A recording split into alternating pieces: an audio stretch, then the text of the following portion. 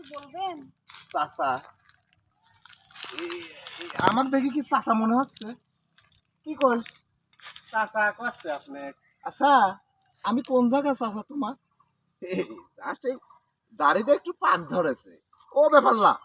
কলপ করিলে বনে, কলপ করিলে চাচা মাথা সব দূর হয়ে যাবে। এই ঝাড় দিচ্ছ কে? আমারে বাড়ির চলো, আমারে বাড়ির গিলি পরে ঝাড় কে?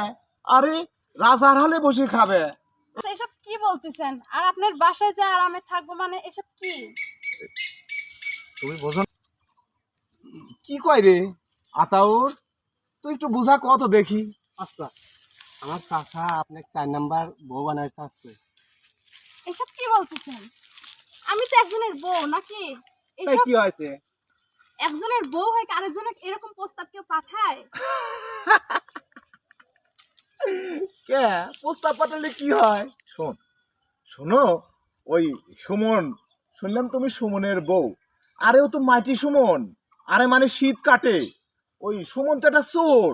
ওই সুমনের সাথে যা না যায়, আমার সাথে গেলেই তো হয়। আজ বাদে কালো জেলে যাবি, সেখানে তুমি কি করবে? তুই চুপ কর, তুই খালি বেশি কথা কস। না হেই, ভাই, শোন, শোনো, তুমি তো একবারে দেখতে মার্শাল্লাহ সেই রকম।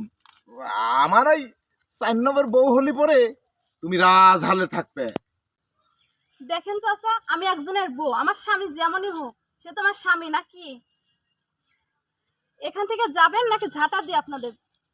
আপনি এখান থেকে যাবেন নাকি ঝাঁটা পিটা করবেন? হাতা আতাউর, আমার মনে হয় এখানে থাকা ঠিক হবে না। আমরা ভুল রাস্তায় আছি।